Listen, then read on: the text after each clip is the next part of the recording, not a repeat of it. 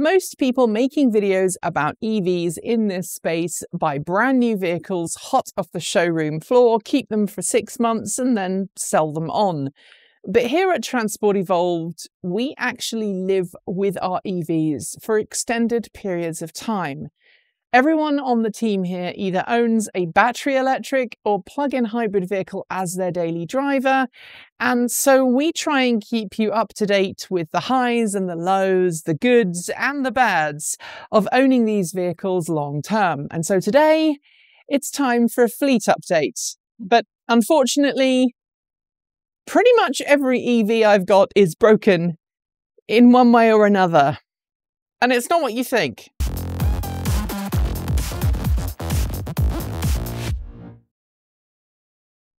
Let's start with my Vectrix Maxi scooter. It's a 2007 model, as many of you will know. It developed a bug at the start of the year.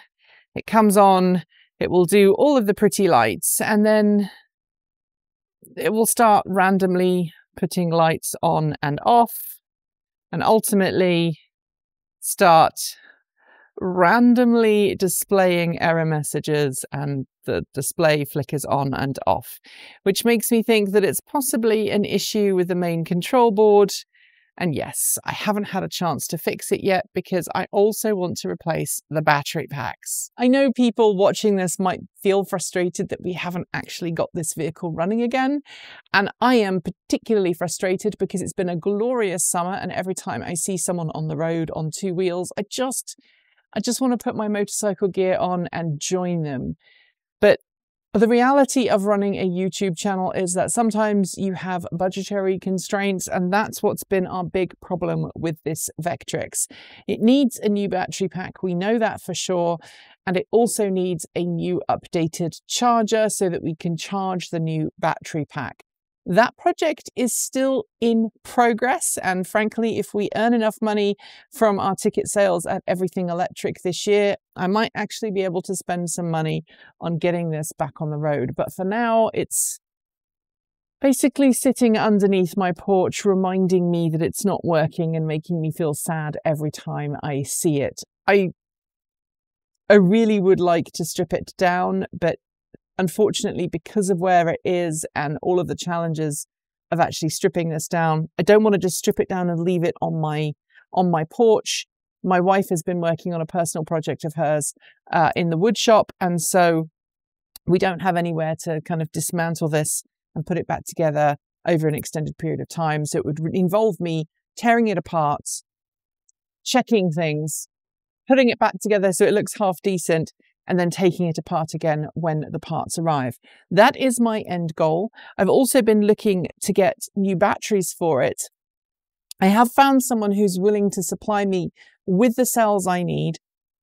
We made a video a while ago talking about whether we'd go with Nissan Leaf cells or Volkswagen cells, but it's become unfortunately apparent that I can't get the right cells I need in North America to go the Volkswagen route.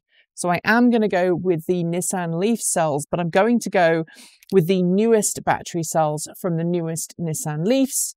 And that means I have to wait for one to come up on a salvage site and for those batteries to be made available, or rather the modules to be made available. I've been talking with Yahoo, and he, I think, is going to get one in at some point, but he doesn't have one in stock right now.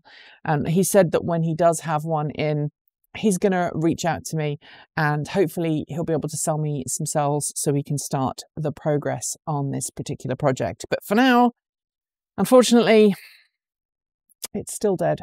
Hema is just having a bit of an extended sleep.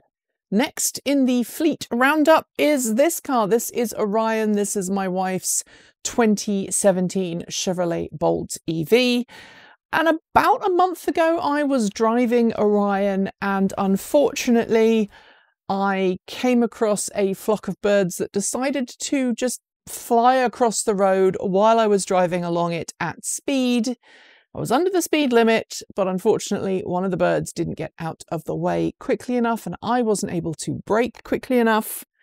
So we had a bird strike on this front trim piece. You can see this has actually cracked the front of this. Now, luckily, For this model year of Bolt, this is a single piece and you're able to unbolt it from the car, install a new one. It should happen pretty easily, and we have ordered a part. It's on its way to us, and hopefully we'll be able to make a video about that very soon on this channel. So if you'd like us to do a video talking about replacing this front trim piece, let me know. It's something we'd like to do. It's been really terrible weather for filming outside of late, really hot, but now the temperatures sort of come down a little bit. I think it might be well within our grasp to be able to make a decent video talking you through the process. One of the things I had thought about doing for the car was actually putting in an illuminated logo, but I haven't figured out how to do that. The new one of these will have a new Chevrolet star on it, so maybe we'll be able to do something with that. I've got another couple of interesting, fun modifications to do for this car as part of our series. The first one being that you can have a gas strut retrofit kit to turn the hood mechanism from the current old-fashioned prop it up arrangement to having two gas struts, one on each side of the hood. So then you open it up and it will automatically stay up on its own. The other one is a modification to the daylight running lights here and the indicators, so that you then get sequential lights, which is the same as the new Bolt or Bolt EUV, the newer one. Obviously they're no longer in production. So if you'd like me to do that as well, let me know. That is something that we'd quite like to do to the car. The other thing that we're going to try and do is illuminate the charge port. And while GM does sell a fancy aftermarket add-on that you can put on, there are some cheaper options available. You just basically tap into the wiring that sits just behind here, and then you'll be able to illuminate this, and that will make it easier at night time when plugging and unplugging the car, because as soon as you open this, it will open and turn the light on. You'll be able to then see for inserting the charge port door. I know a lot of people wouldn't necessarily feel that that would be something worthwhile spending a lot of money on. But the honesty here is that I live out in the country, and very often it's really super dark at night time. So being able to see where the port is when you're plugging that cable in is going to be kind of important. The other thing that we need to do before it gets too cold is install the new anti-reflective anti-glare covering that we got last year that we still haven't installed. And again, let me know if you'd like me to do all of these things in one video, or if you'd like me to just do them as and when they are available.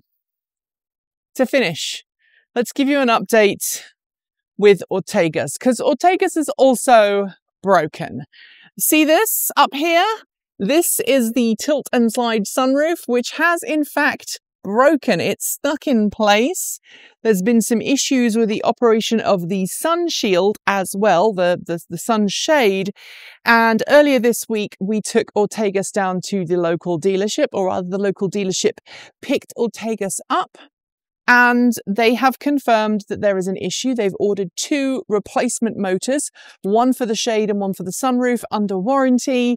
Hopefully the parts will be arriving by the time you watch this video, and the dealership said we'll get the truck in and we'll replace the motors.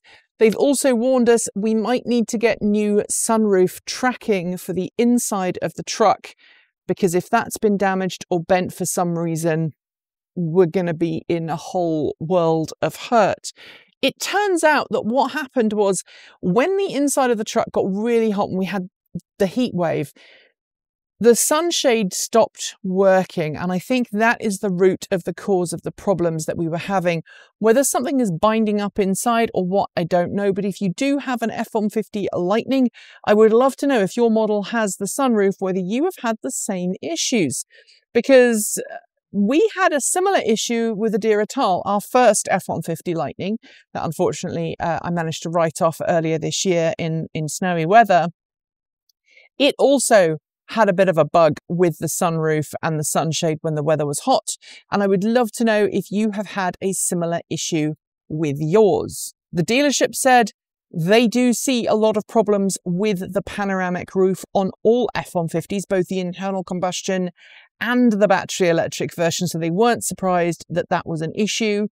But this truck is well under 3 years old. It's got less than, I think it's got about 4,000, 5,000 miles on the clock right now, so it does fall within the 36,000 mile 3-year bumper-to-bumper warranty for this car. So that's going to get fixed free of charge. Nothing else has gone wrong with this truck, so we are really quite happy about that. We've had a couple of successful over-the-air updates as well, and our Retrax is doing just great on the back. If you haven't watched the video where we installed this and also our bed rug, go watch it. It is well worth a look. The other thing to bear in mind is that our Ford home integration system, which we had issues with when we had a Deer et al., is much happier working with this truck. And 90% of the time when we've tried to use it, it's worked fine. A couple of weeks ago, we did have a peak power event where the truck didn't want to talk to the charging station. So what we did was we turned off the charging station for a couple of hours, waited, rebooted everything, rebooted the whole system, and then it worked just fine. Of course, if we were to have that happen when the power went out, we couldn't easily reboot the system and try it again. So that is a bit of a negative there for Ford and also for the Sunrun team. But for the most part, now this truck is here, Ortegas is here, the home integration system has been so much better. And because we bought a second truck effectively, the first truck was written off, the second truck also came with a Ford Pro charging station. So we actually have two, one sitting in a box inside the house, and the old one that we got with a Deer et al. Is still sitting on the wall there. And I must admit, I'm tempted to keep that second charging station as a backup in the future, because I don't think this system is going to have a particularly long life. And I suspect when we have the NACS transition occur, there's going to be some stuff that changes, and it might just be easier to have a new old stock, as we used to call it in the automotive industry, sitting there ready to take over when things go wrong. So yeah, every vehicle I have right now is broken in some way or another. The Vectrex HEMA still needing a new battery pack and a charger, and me to physically have the time and energy to take it apart and have a look inside and make sure everything is working in there. It could just be something simple like a wiring issue. My wife's Bolt EV needs that new nose trim piece. Like I say, it's on its way. Hopefully we'll be able to fit that soon. And then obviously Ortegas needs that roof fixing. It's going to rain next week, so I just hope that it gets fixed before the rains come. Otherwise, yeah, we might have some water ingress inside the cabin. That would be bad, wouldn't it? So tell me how your fleet is doing. I would love to know. As you know, we did turn off comments on YouTube, but there are other ways of commenting, which I'll tell you about right now. Thanks for joining me today, and if you've got thoughts, make sure you leave them in our Discord chat room, on our Patreon page, or you can reach out to us on Mastodon. Thanks to the amazing list of people scrolling by on your screen right now. They are some of more than the 1,500 people who help fund this channel through Patreon and YouTube, covering our bills, paying our team, and making sure we can be 100% independent. If you'd like to join them and see your name listed here, just follow the links below. There are a range of different tiers you can sign up for, from as little as $1 a month, or if you pay yearly, just under $11 a year. A huge welcome to our newest supporters: Biggs Bronson, Philip Panya, Stephen Trudeau, Laura Connolly, Paul Giblin, Kaboombox, Oliver, John Franks, Bill Lascelle, Brent Smith, Terry and Rich UK, Wendy Kelly Budenbaum, Joe Hamlin, Ilian Oster, Brian Curry, Chelsea Williams, and Adekunle Farinya. To join the list and get your shout out, become a paid Patreon member and get your moment of fame. If you'd like to support us with a one-off donation, you'll find links below to make Ko-fi and Bitcoin donations, and we even have an old-fashioned PO box you can reach us at, address also below. And if you're in need of some swag, you'll find our swag store in the down below. This month, we're talking about accessibility with our latest t-shirt design, and keep your eyes peeled for a brand new special t-shirt for our trip to Everything Electric in Canada next month. We've got some great content coming up, so make sure you're subscribed on PeerTube or YouTube, and we'll see you soon. We make new videos every Monday, Wednesday, Friday, Saturday, and Sunday. If you want more, the mighty algorithm thinks you'll like this video, but we think that this one is also well worth a look. See you soon, and as always, keep evolving!